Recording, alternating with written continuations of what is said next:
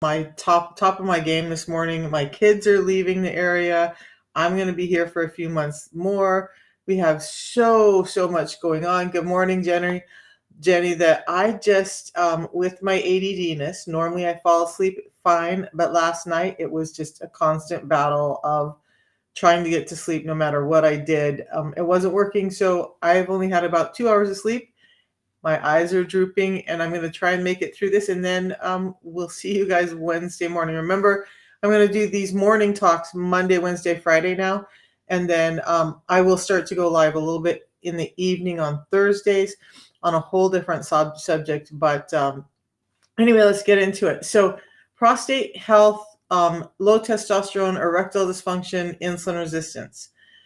I want to make sure that everyone knows I'm not a doctor. I'm not a prostate specialist. I'm not any of those things. I'm simply answering a question that somebody posed on Friday's live stream about could prostate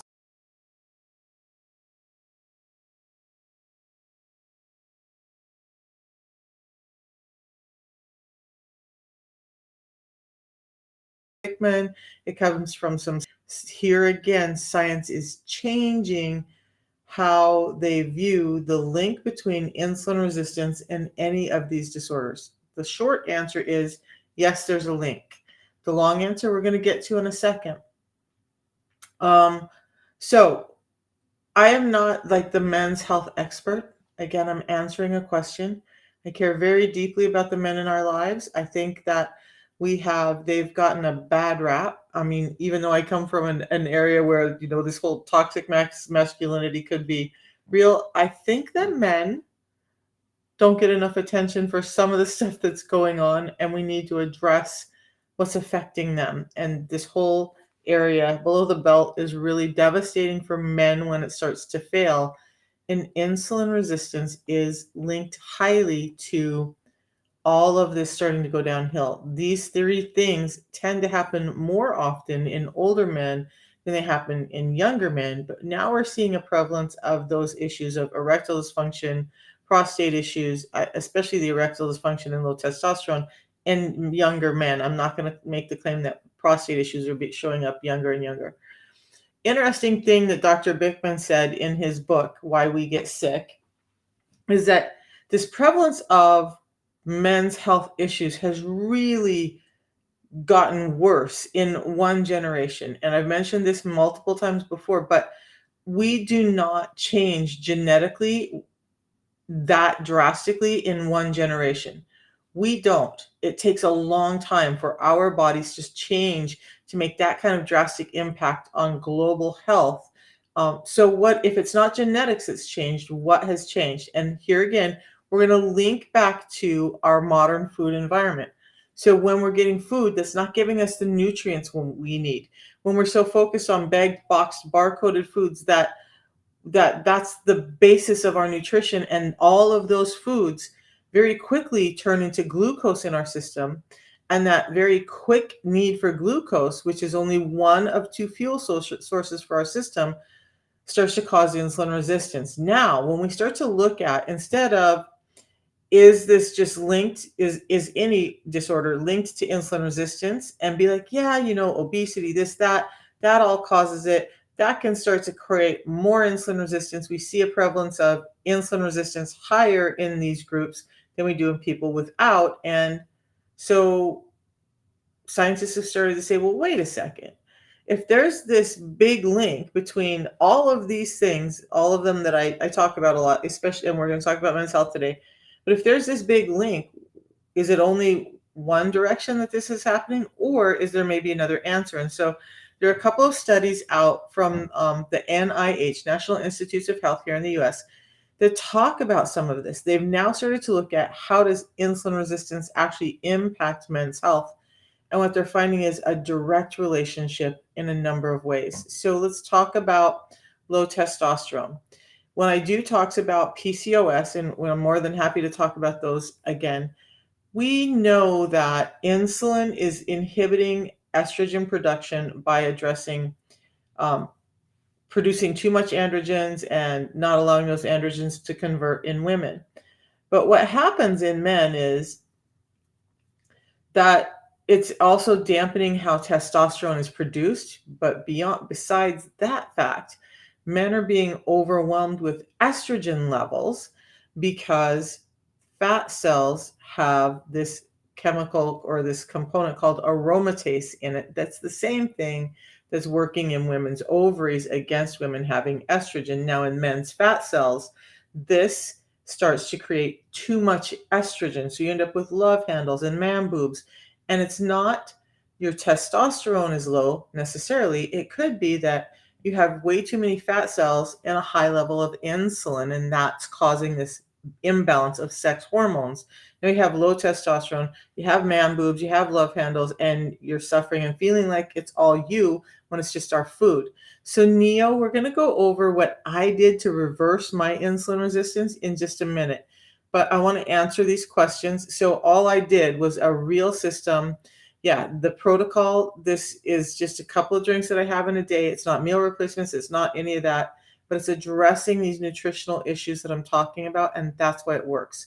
Now, was the system that I'm going to talk about developed for prostate cancer, men's health? No, it's not.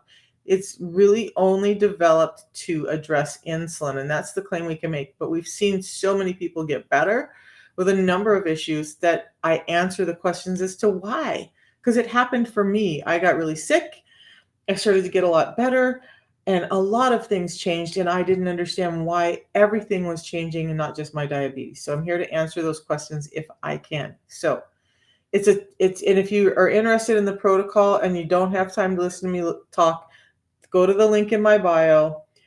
There's both a web page and a place to order the system that I talk about. And the very first pinned video in my profile here on TikTok actually describes the system. So if you got a jet, I get it, because I have a very short attention span, and you want to just go take care of that information, you'll find it there. Now, so we talked a little bit about low testosterone. Now, erectile dysfunction and sperm production. It takes the right amount of testosterone to be able to produce sperm. So with men who have low sperm count, they're also concurrently having low testosterone. Many of them have high insulin, why I was trying to say low and high at the same time, and high insulin levels. So we're not talking about just type 2 diabetics, we're talking about type 1 diabetics too. Anytime the human body has too much insulin present, you can be insulin resistant. With type 1 diabetics, their pancreas can't produce it, they're injecting it or having a pump to react to the food levels that they eat, and that load can be reduced by understanding insulin resistance. So it's not just type 2 diabetics. And pause for 1 second. We'll go over this in a little bit if anybody wants to hear it. But taking insulin, and this is according to Dr. Bickman, who is educating doctors around the world about this, taking insulin for a type 2 diabetic is making the patient sicker quicker, making them fatter quicker, and killing them quicker. So I'm sorry for that, just very blunt, but if you are a type 2 diabetic and your doctor is giving you insulin, start questioning that. Maybe go do some listening to Dr. Bickman and see for yourself what he has to say about that. So, erectile dysfunction, blood flow. When I do talks about the heart, I talk about this thing called nitric oxide that's produced from our inner cells of our blood vessels. And that lining is called the endothelium. And it starts to dysfunction in insulin resistance because it gets too thickened, and then it just doesn't want to, it's just like us when we have too much fat on us and we're just bigger than we're supposed to be. It's just harder to do the job we're supposed to do. Our endothelium gets really thickened with insulin resistance because we're having too much energy go to those cells. Now, mostly in insulin resistance, we're having a block of insulin getting energy to the cells. And I didn't explain that. Insulin just is carrying glucose or energy into cells. But there's like a lock and key. There are receptors on each one of the cells that allow the insulin in. So in insulin resistance, it's not just that our bodies are resistant to insulin. Some cells are taking up too much, and these endothelium, the inner lining of the blood vessels, are taking up too much insulin. they're growing and multiplying too rapidly, and you get a really thickened wall inside the blood vessel. Now, instead of having like taking the volume of a fire hose, bigger than that, and then trying to force it through something the size of a garden hose because that inner wall is thickened so much that it's just narrowed it down. In erectile dysfunction, this is happening with men. They're not able to get nitric oxide produced inside the blood vessels, which is not allowing those vessels to open up and engorge with blood, and now they're having problems. So, insulin resistance is directly related to those two. But what about prostate? Because I don't often talk about men's health, and I have never, I think, talked about prostate health. And this was interesting to me. So what I understand now, because again, I am not a men's health expert, is that prostate issues can be uh, I think it was bacterial, but an infection, or it could be lifestyle that's causing prostate issues. Lifestyle being insulin resistance. Insulin resistance creating too much fat in the body, causing pressure on the prostate is one thing. But one of the other things that I was just listening to Dr. Barry talk about this morning is that with insulin resistance and the prostate, some of that excess growth is happening and the prostate gland is growing too rapidly, and what is it, hyperplasia of the prostate. So the prostate's growing and it's just now, so now you got fat crushing in on it, it's engorged. Oxidation, inflammation are key in that, as well as all of these hormonal changes. If you've never heard me before, understand this. Insulin is a primary hormone. This hand always is insulin for me. So insulin is a primary hormone. It's going to take what I say in simple terms is it takes precedence over all the other hormones in the body when it's high and present too often. So it's going to affect thyroid hormones, it's going to affect sex hormones, androgens and estrogens, it's going to affect your hunger and satiety hormones, it's going to affect your stress hormone. So now you have this dysfunction in all of these hormones, including the sex hormones, driven by too high of a level of insulin. Insulin starts to impede how they can act. So for men, that does mean lessened blood flow, especially in that area, lessened testosterone, excess estrogen, and now we have inflammation and oxidation and excess weight pressing on the prostate. So now it becomes painful and difficult to deal with. And it's interesting that these new science have shown that this is happening more, especially when we talk about men who are type 2 diabetic and injecting insulin. So type 2 diabetics who are injecting insulin, they're showing more problems with prostate issues across the board, cancer and enlargement and whatnot. When they're injecting insulin, that's usually the first clue science is grabbing onto, saying, hey, there's an issue here. Because when we understand that if someone, a type 2, is injecting insulin, and that's the one thing that's changed, and this group who's injecting more insulin is starting to suffer from all of these issues, light bulb goes on, there's a link. And so this is happening with men. So erectile dysfunction, low testosterone, and yes, enlarged prostate, and the increased possibility of prostate cancer present with insulin resistance.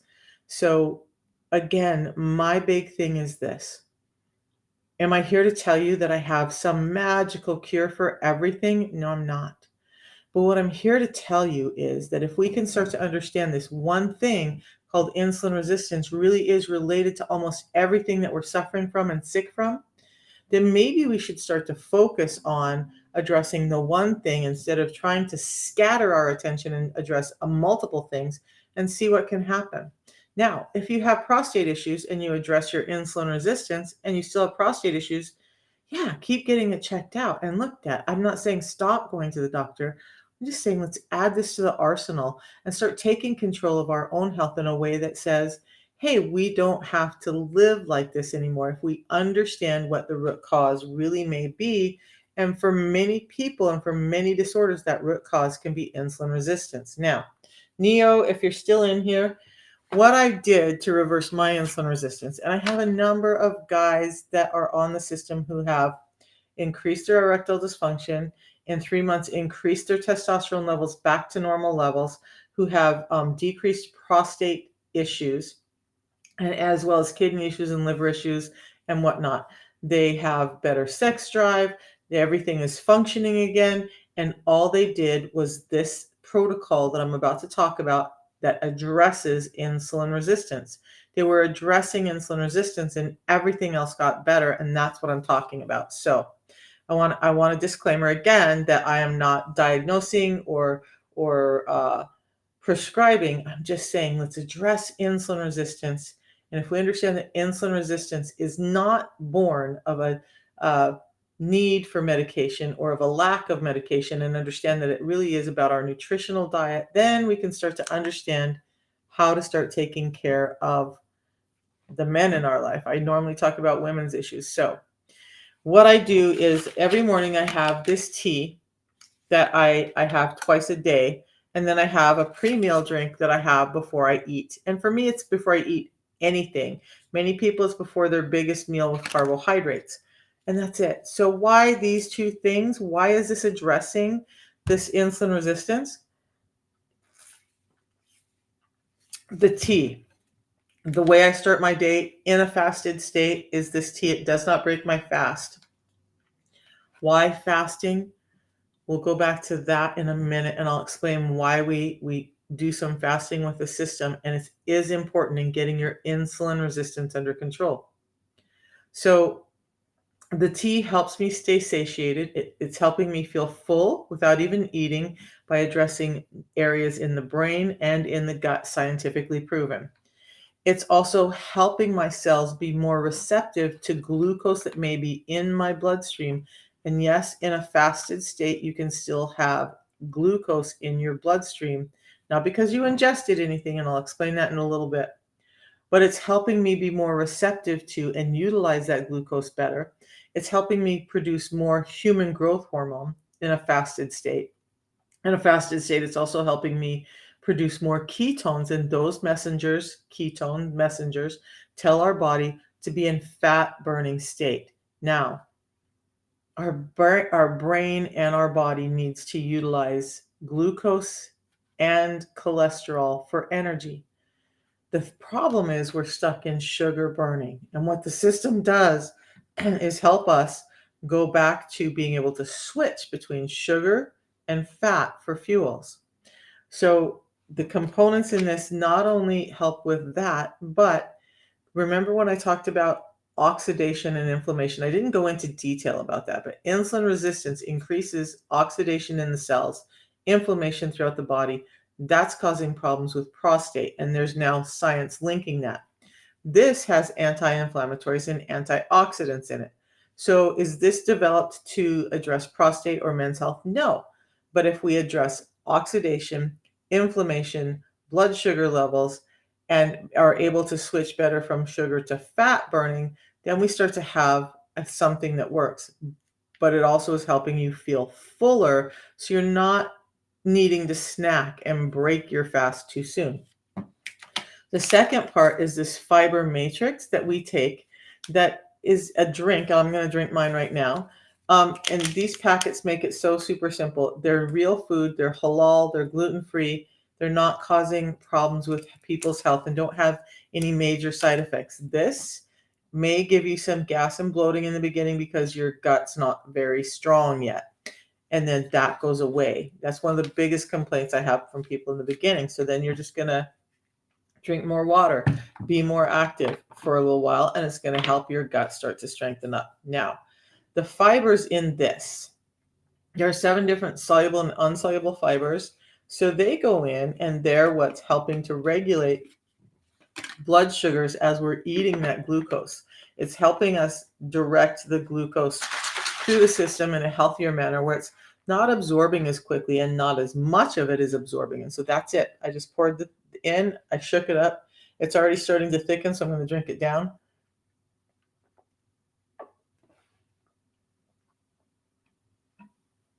Yep, I'm tired. My bottom lip isn't working. Okay, so I do that every morning, you guys. Not because at this point in the day I'm about to eat something and I want to address blood sugars. For me, The fiber matrix, the phytonutrients in that are building gut health. So when we look at our health as well, if our guts are unhealthy, if the microbiome in our gut is unhealthy, our whole body's going to be unhealthy. So for me, I started out just drinking this before meals. And now where I'm at in my journey 3 years later is I still drink a couple of them a day, but I drink them for the nutrient value and to help. Like this morning, I have a little bit of nausea. I'm tired. I'm fatigued. I'm having heart issues that I want to keep at bay, and I'm starting to feel a little nausea. That helps that for me. It helps me feel fuller this morning so I can make it through my day. It's helping me with production of short chain fatty acids, which are something that helps cue more ketone production. So now I'm getting into a state where I'm actually able to burn fat, and not just from the subcutaneous area, but from the visceral area, and clearing fat out of my liver. So healthy all the way around. And all I did was drink that drink. So 2 drinks, a tea in the morning, a tea in the afternoon, and a drink before I eat. And that's all I had to do to reverse my diabetes type 2. It's my A1C is now 5.3. My blood pressure was 180 over 150 every day, and it's now 112 over 70 every morning. It's a big change. It's a big difference in how my body reacts. Good morning, Ben. We were talking about prostate health, erectile dysfunction, and low testosterone this morning. So, you guys, that was a very short explanation for guys. I'm sorry, but I'm just not mentally on this morning because I am tired.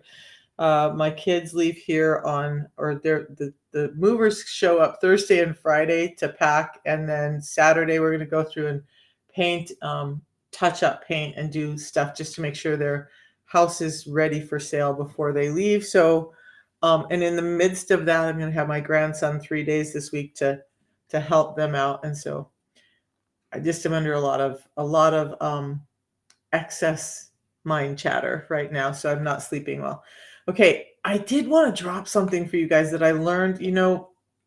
When I'm learning all of these things, it's inevitable that I stumble on something new. And I'm working on the 30 days after my kids leave. I'm going to do some intermittent fasting. By the way, I didn't cover intermittent fasting. If you want me to talk about why intermittent fasting is so important to all of this, including men's health, put a 1 in the chat and I'll go over that. But now I just lost track of where I was at. See, I'm just exhausted. But you guys, the system actually does work. Ben is doing the system, and we have a number of men. Oh, I was talking about men. So I have one guy who was a school teacher, lovely, amazing man. He had the big belly. He knows it, and it was one of the ones that was hanging over his gut, over his belt. He felt uncomfortable. His sex life with his wife, and he's very open about this, was failing. His testosterone levels were low, and he was just a wreck metabolically and in his sexual health area. He started the system and started to feel better. And his doctor wanted to put him on testosterone therapy. And this gentleman said, "Hey, wait a minute. There's a 90-day money back guarantee. And they tell me that, just give it 90 days and see what can change." He said, "I want to just do this natural thing for 90 days. And then I want to see if that works before we start injecting me with exogenous hormones and all of that." So lo and behold, he goes back to his doctor after 90 days on the product.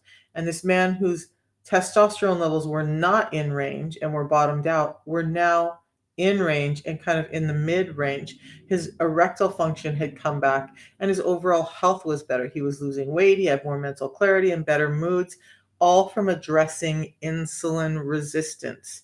So so you want me to go over some intermittent fasting. Let's talk about a timeline with intermittent fasting. So I'm going to use just one form of it. And what I want you to know is when I'm talking about fasting or the system, look, we have 24 hours, the clock is round, and it's like a wheel, right?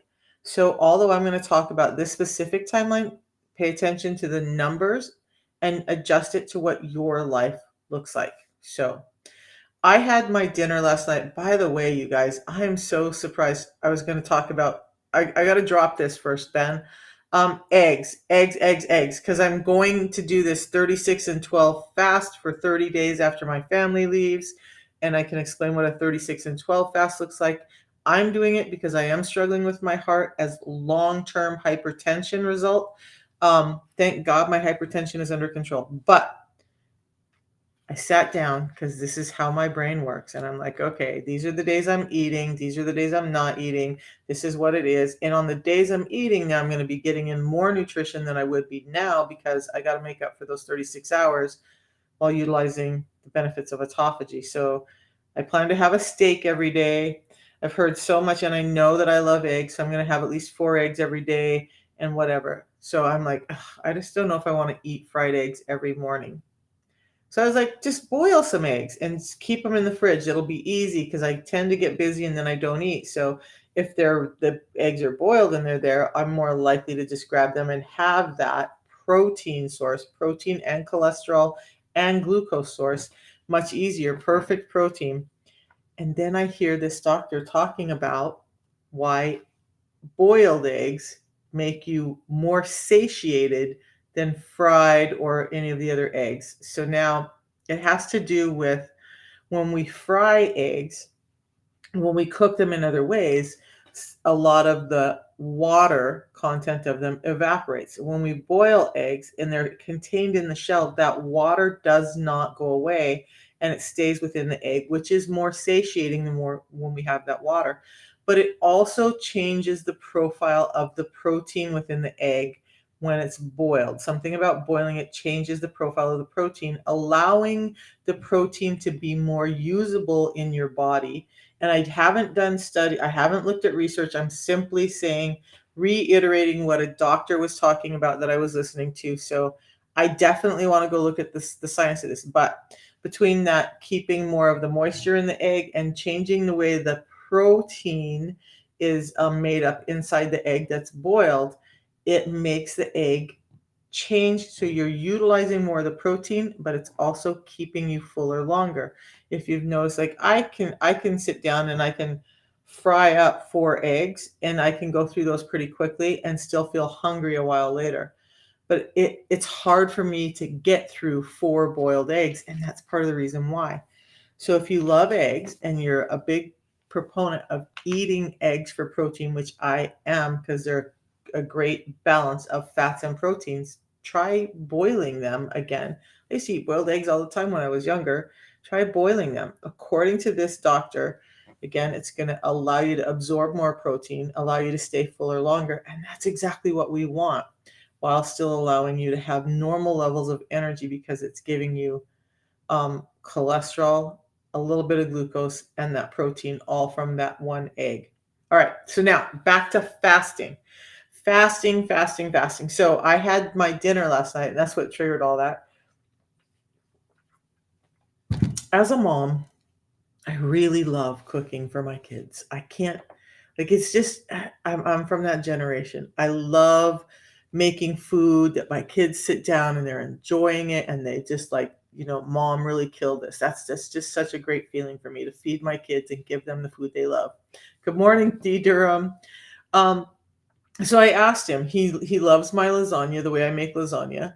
But I've been perfecting the way I cook steaks because I've been eating more steaks myself, and they don't eat a lot of steaks because he has a young family, and although they make good money, steak is pretty expensive. So um, for their last meal that I'm going to be able to cook them before they leave and before Thanksgiving, and he wanted steak, twice baked potatoes. We had a salad, and then he wanted Hawaiian rolls. Now, there was a time in the past where I could have eaten all of that and felt like, okay, I'm fine. But my metabolism has changed so much doing this system and leaning away from sugar that I've learned to eat my steak first instead of last because that does change. Here's another clue: the way you eat the food that's on your plate, the timing of when you eat them makes a difference in how much your insulin is going to spike. So if you eat the protein first, what they've shown is that when you start with the protein, number one, it sets up your body to want to burn and use protein. but it seems to spike your insulin far less than if you have your protein last. So protein, and then your fats, and then your fiber, and then your glucose foods at the end. Now I have my fiber first, and that helps me stay satiated. But that order, so I always now eat my protein first because it's going to spike my insulin less high, regardless of what else I do. But we had this big steak, and so here's this huge twice baked potato. I learned to make them from a friend long ago who had a restaurant, and they're just amazing. And my kids always love when I make them. Um, and then we had the salad, and then we had Hawaiian rolls. Now, in the past, the Hawaiian rolls would probably be the first thing that I would look for. But I ate that steak last night, and I had no room left for Hawaiian rolls. I had maybe 2 bites of that potato and couldn't finish it, and had a small portion of salad. But primarily what I ate last night was a steak, and I was full. And my body my body has energy considering I am not sleeping, but that matters. So that was, what time did we eat last night? About 6 o'clock, and we're now at 9:12. So that's 15 hours of fasting. So here's what's happened during this time for me. Okay. If everything is working right, about 2 hours after I ate that dinner, which had very little carbohydrates in it, but at about 2 hours after is when my blood sugar levels would be the highest post eating. Now, when those blood sugar levels spike up, the brain says, hey, there's more glucose in the system than we're supposed to have. And if we leave the glucose in the blood cells, it's going to get thick, and it's going to get sticky, and it's going to start to cause problems. We need to get that glucose out of the bloodstream and into the cells of the body. So then it sends an SOS from the brain down to the pancreas, which produces a number of hormones, but the one we're going to talk about right now is insulin. So it says, hey, we need insulin because we have all this excess sugar in the bloodstream. But it takes that 2 hours for the blood sugar to rise. Insulin starts to come out. It starts to reduce the blood sugar level by delivering the insulin. Insulin is delivering the energy to the cells in wherever they will take it up in those 2 hours. So at about hour 4, your blood sugar levels have kind of normalized, and the body says, okay, we got rid of that load of insulin, or of energy. But insulin is staying out there because what we've done is, in today's world, with us eating so often and so many of these foods that spike our insulin and our glucose, we've kind of trained insulin to be like the queen's guard. It's just always there. It's just going to stay out because this person's probably going to eat again. And so I got to be here to get that blood sugar out of the bloodstream. And so now we have a chronically elevated level of insulin. Fasting allows us to tell insulin, you don't have to be that guy. You can calm down and you can go take a rest. And so insulin is like, yeah, but maybe not yet. And it takes about 8 hours for insulin to come down after we eat. So blood sugar rises at hour 2 is about your highest level of blood sugar. Insulin comes out, starts to deliver that blood sugar to the cells of the body. And if it can't get it in the cells that need it for a multitude of reasons, it's going to start stuffing your fat cells full of this energy, and that's where you gain weight. About 8 hours after you eat before the insulin level starts to come down. Now, that's in a person who's receptive to insulin and these cues, and not insulin resistant as far as like type 2 diabetes, whatever. Those type 2 diabetes, which was me, and it could take 10, 12, 14 hours for that insulin level to come down. And then if you understand that every time we eat, we're rising our insulin levels, you'll understand that if we're eating, insulin goes up, and now we have another 8 hours minimum before it comes back down. Intermittent fasting is addressing not only that, but this process called autophagy, which we're going to get into. So 2 hours blood sugar is up, 4 hours blood sugar stabilizes, 8 hours after having your last bite of food, and insulin finally says, okay, I can take a rest. I'm going to kind of go to bed. I'm going to like shut my eyes, and now everything else in the world can happen. Understand that insulin is anabolic. It wants things to grow. So it's going to prevent fat breakdown. It's going to encourage fat storage, and it's going to take the lead over other hormones that are going to try and destroy its work. Okay. So after insulin goes to sleep at hour 8, again, it takes a little while for the body to cycle through. Now, the pancreas produces another hormone, and this one is called glucagon. It's kind of like the component hormone to insulin. At this 10-hour period, after insulin is finally down, the brain says, okay, glucagon, our blood sugar levels are dropping because this person's not eating and we still need energy. Glucagon is catabolic. It wants to eat things up. But why it's eating things up is because its primary purpose is to get your blood sugar levels back up. So it's going to go start searching through your liver and your fat cells to start pulling out those stored energy to burn it and give you energy for your system. That confused me for a while because I thought, well, if my blood sugar's up, isn't my insulin spiking? Well, there are what I call backdoor pathways to get some of this glucose into the cells. Now, in a normal body, when we have glucagon starting to break stuff down and raise our insulin, or not our insulin, our blood sugar levels back up to a normal level where we're getting energy, our cells can take that in. But if we're very highly insulin resistant, we start to become resistant to glucagon too. So now in that state, type 2 diabetic, you're very much likely to be resistant to the effects of glucagon as well. So now glucagon may be doing its job, but maybe it's rising your blood sugar too high, too much, too quick because your body's used to that. So now with higher than normal levels of glucagon, breaking down the stuff and putting sugar back into the system, oops, insulin comes back out now. So the bottom line is we got to get all of this under control, and it can take a while for some of you. Maybe you start out with a 10-hour fast and work to a 12-hour fast. I'd start out with a 12 because anybody should be able to make it through a 12 and then work into a 16-hour fast. But hour 10, glucagon is coming out. It's doing its job, getting sugar back into the stream, which just means getting energy back into the cells. Now they're more receptive because insulin's not there. We're getting the energy into some of the cells through this back door. Everything seems good. At this point, about 2 hours after glucagon comes out, these other things called human growth hormone and ketones, among a number of other things, start to come out. That's at hour 12. Okay, and again, once they start to come out, any of these, it doesn't just like, boom, here we go, we're working now.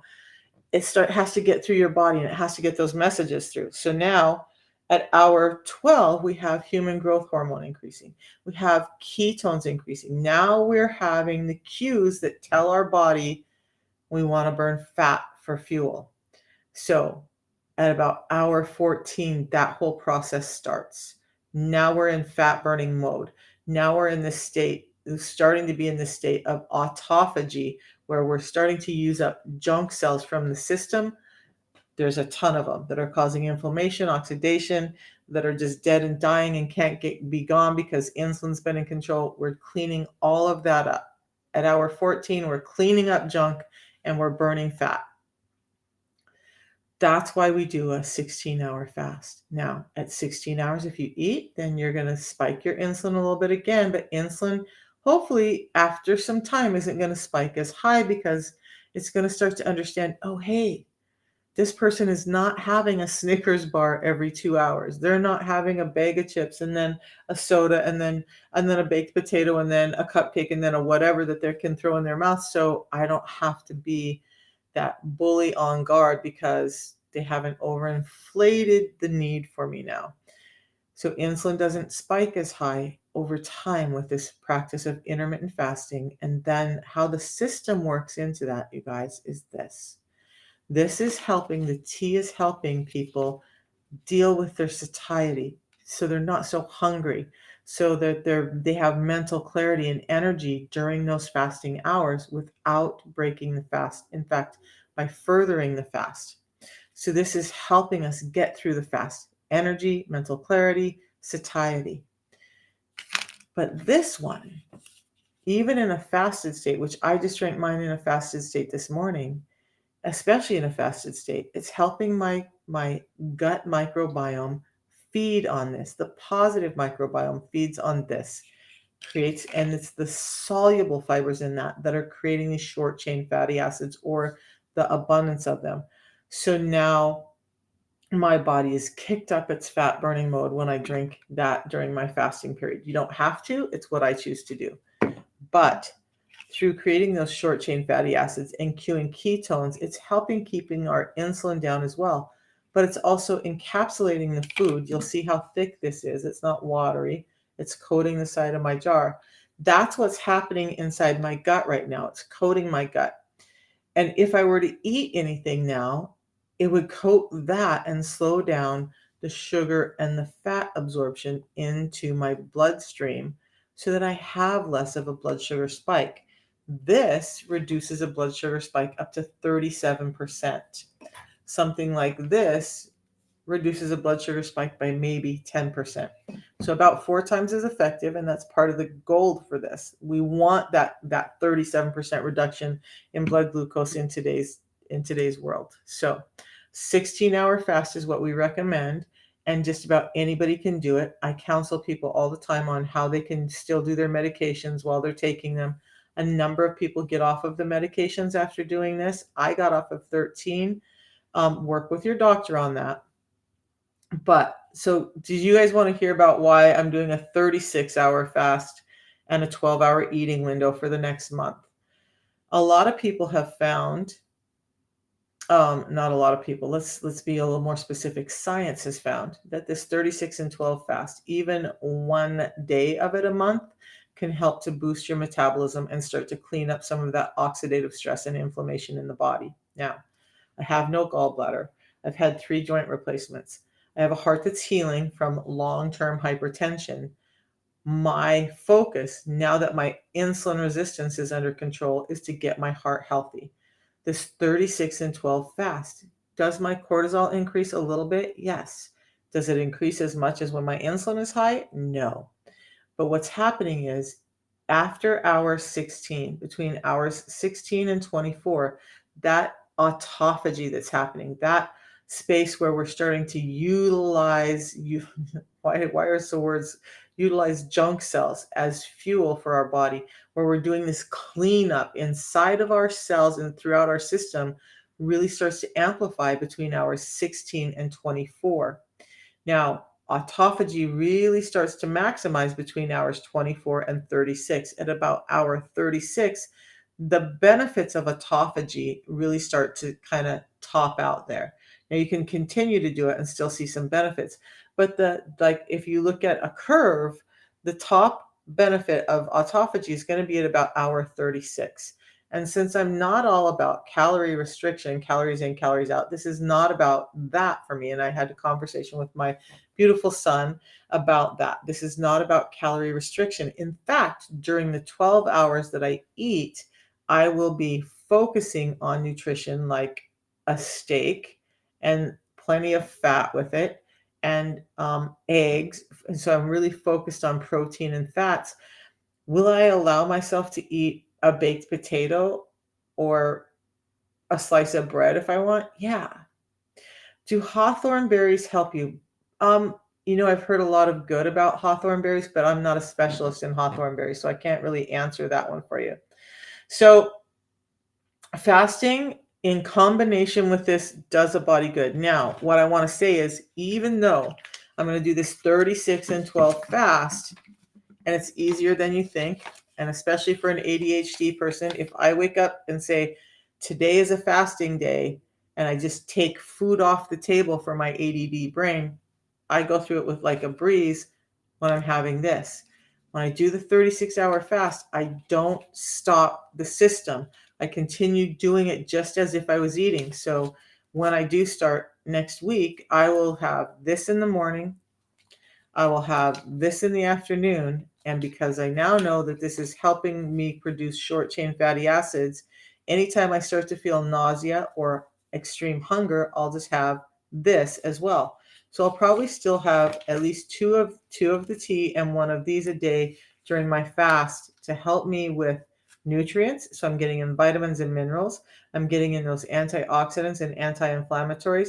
I'm getting in anti-cancer properties. I'm getting in stuff that's feeding my brain and allowing energy to actually get to and be utilized in my brain.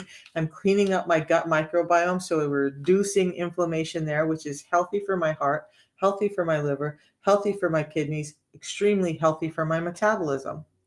So, does everyone have to do it? No. But again, my health issues were really complex.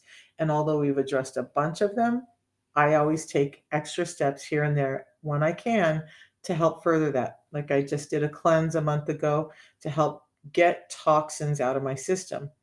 But it's not just about helping get toxins out of my system with these extended steps. I'm doing things like purifying and remineralizing my own water, reducing the amount of purchased shampoos and stuff I put on my skin to reduce the inflammation and oxidation that's getting into my body through exterior sources at an age of 60. That looks very different than when you're 30. We should all be paying attention to it. But when I was 30, I felt bulletproof. Like, yeah, I have some high blood pressure. I still have a decent weight. I still have lots of energy. I'm strong as hell. I won 4 world championships. Um, I didn't think that this was going to affect me. I didn't think I was going to be sitting here today talking to anyone about insulin resistance or how badly my health failed for something that no doctor was talking to me about. I am here talking about all these things, and today it was men's health because we're not getting these answers from our doctors, and because so many of us are suffering. So the system addresses the thing that most doctors are starting to realize is the one root cause of our health issues. So chromium, I do like chromium when it's paired with magnesium. And I didn't do it last night, and that could be why part of the reason why my brain just didn't want to shut down last night. But we have an amazing product called Bone Fortify that's balanced chromium, magnesium, D3, and K2, and those all work together. So now, Dr.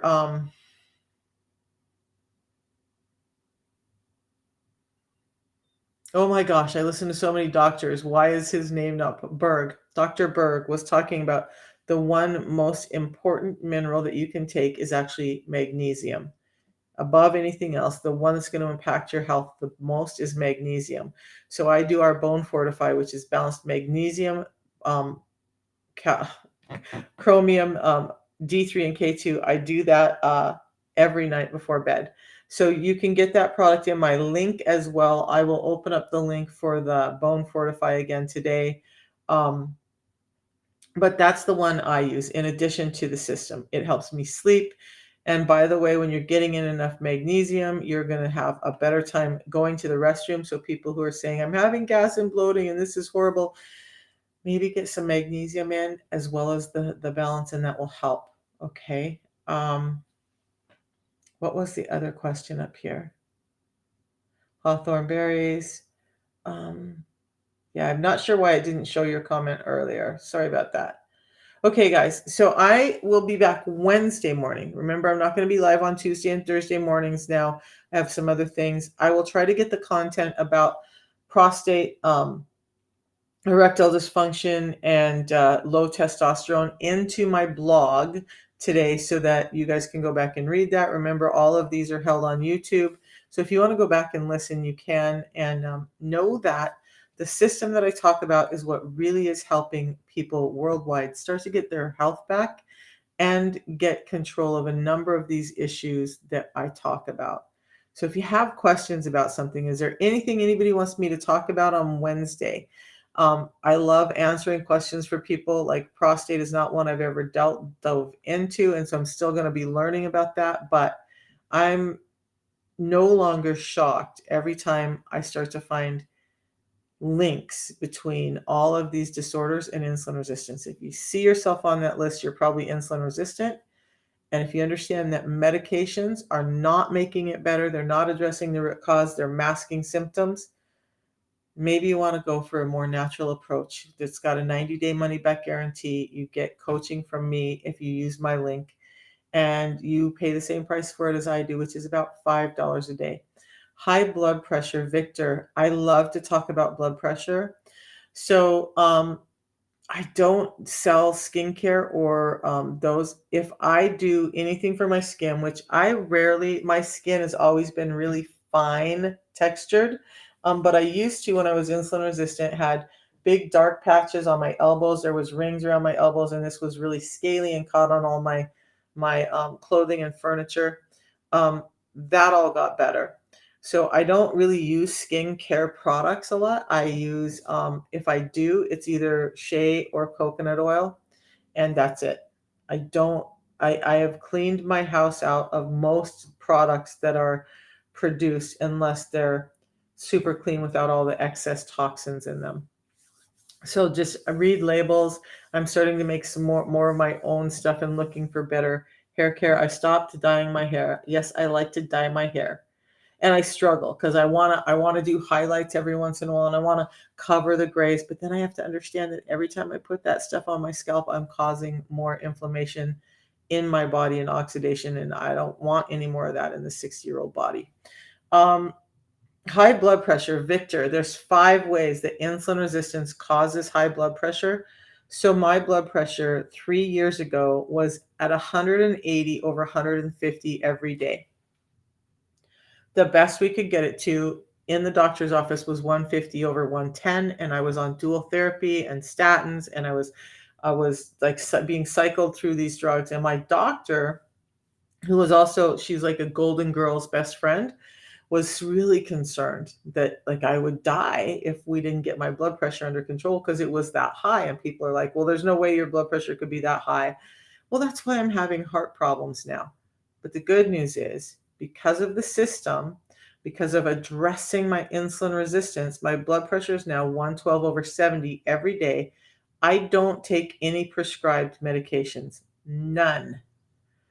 I had 13 when I started. I have no medications that I take now. This simple system is all I do. And I'm not going to get into the mechanisms deeply. I can talk about blood pressure on Wednesday, but know this.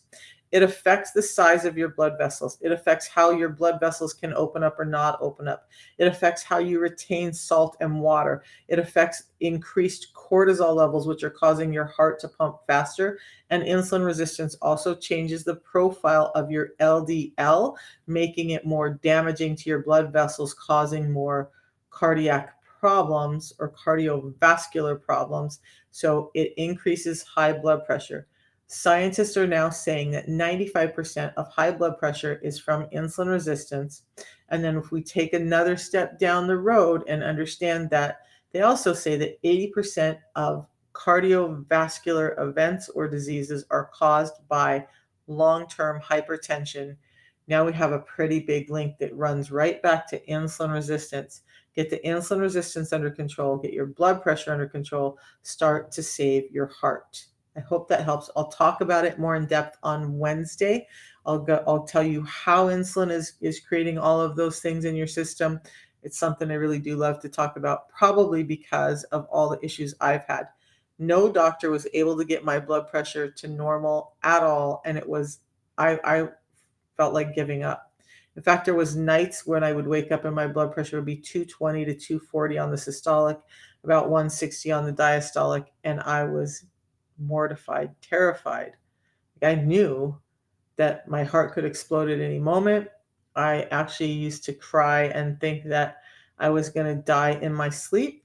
I didn't, my personality is I don't bother with people. Like if I get quiet, if I'm in your life and I get quiet, it's because I'm going through some stuff. Whether it's right or wrong, I just don't reach out to people when I'm going through stuff. So when I was going through those nights, my family had no clue. I didn't say anything to them. I just quietly suffered through the fact that I thought I was going to die and I'm looking for a solution. And the solution came about when I saw on TikTok somebody talking about these 2 products 3 years ago. And I thought, I've tried everything else. I have to like, Hail Mary, I'm going to try this. This might be the thing. As an ADHD and autistic person, I find hope around every corner and I latch onto it like a bulldog, but this time it worked. this time it actually helped and got my blood pressure down, reversed my diabetes, started helping me with my joints and all of that. And now I'm helping other people do the same. Okay, you guys, Wednesday we'll talk about heart and blood pressure.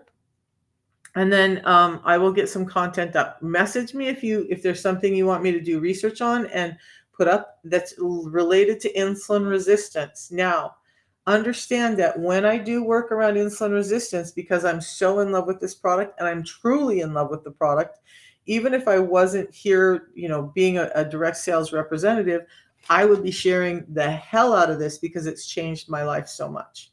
And I do. Whether and people are like, well, is the feel great system everything? You cure everything, mom, or Misha, or what? And I'm like, no. But insulin resistance is the root of almost everything, and I'm tired of seeing people around me sick that don't need to be sick when it's so simple to get better. Okay, let me go fix that. Hold on a second. Let me open up my link tree because I don't always have it open. I don't want people to get distracted from the real root cause. And so every once in a while when we talk about it, I'll open that up. But I don't want people to go to my landing page and be overwhelmed with the information there. So let's do this. Give me just 1 second. I'm working on it right now.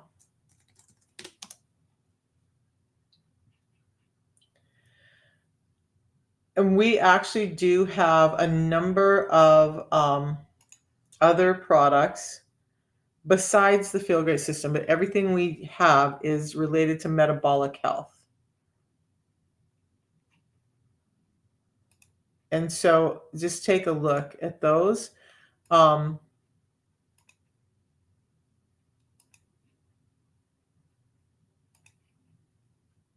Okay, I'm almost there. It's almost ready on my page. I took all of those links off for a while because I just really want people to focus on their metabolic health because that really is the key to everything. So the very top option now is the Bone Fortify. I'm going to move that down though, right under the protocol. There we go. Okay, so the Bone Fortify is there. Go take a look at that. Let me know.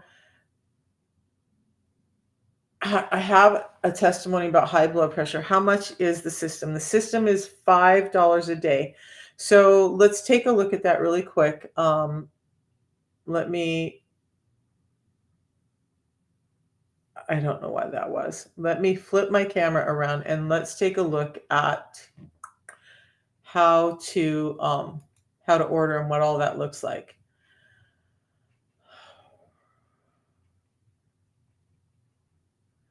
My my electronics, probably because my brain is tired. Oh, I just ran into a video I did on Dr. Bickman talking about our tea. So, okay, if you go to my profile, tap on the picture up above, it's going to get you to my profile link. And so then if you click on the link tree, you'll get there. Now, I'm saying that because we're going to go through the ordering process. It's about $5 a day. So, look, some people are, good Lord. Can I just think effectively this morning? All right, there we go. We got it. Okay. So if you go to my profile, tap on that link, it's going to get you there. When you get to my link, if you go to the protocol at the very top one and click on it, that's going to take you to a page. It's going to verify that you're human. Everything in this world is getting crazy. So you want to make sure when you get here, number one, it's the company's website. You'll see the company name there. My name should be at the top. Then you're just going to click on buy now. And I'm going through this so you can see exactly what it costs and what the deal is. So just click on buy now. Click on buy now. Oh my goodness. Well, that's not a good idea. Not sure why that link is not working. So it looks like there might be a break in the link right now. So we're gonna abandon that. And that's at the company. We look, so many people are taking a hold of this. You guys be patient with us. That we had so many responses into our system that it kind of crashed it the other day, and they're working to fix all of that. But $5 a day. The product usually costs about $169 a month, $169 a month here in the US. If you do it on subscription or auto ship, it's going to take $10 off of that. So now it's $159 plus you save $10 to $15 on shipping because you don't pay shipping. So that's about 10, 20 to $25 you save by doing that. Hey, winner. So when you do that, understand that you can cancel that at any time. So please, like from the bottom of my heart, I don't want you, it doesn't benefit me anymore when you spend more, and it doesn't benefit you anymore when you spend more. So please use the subscription one. Save yourself the money. You can cancel it at any time. I love the company because they do send out emails and texts. They're not texts. I send out texts, but they send you out emails 5 days before your next one goes out. They'll send you an email saying, hey, good news, your order is being processed. And then you have time. If you want to cancel, you can cancel. If you need to change anything, you can change it. But just do the auto subscription. It's going to help. Now, what you're going to get in that box, you get to choose between lemon for the tea or lemon ginger. This has a ginger extract in it that's very concentrated. I love the taste of this, but the ginger may be too strong for some people. So I always recommend you start out with the lemon. But you're going to get a box, 2 boxes of tea. They come in 30 count. And then you're going to get a box of the pre-meal drink. So that encompasses the entire system, about $5 a day to get those in. You're going to be drinking less sodas and all of that. You end up saving money on your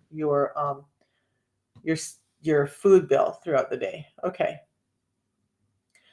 And yeah, if you want to talk to me, Victor, also, we can text, we can talk. I'm more than happy to hop on the phone with people when I have time. So just text me first. But that link is also in my profile where you can just actually reach out to me via WhatsApp. So it doesn't matter where in the world you are. We can talk about it and I can answer questions directly to you if I can, and help you understand how the system can help. So with that, I will see you guys Wednesday morning. Have a blessed week, and thanks for putting up with my randomness this morning, which is every morning, but what the hell. We'll talk to you Wednesday. Have a good one.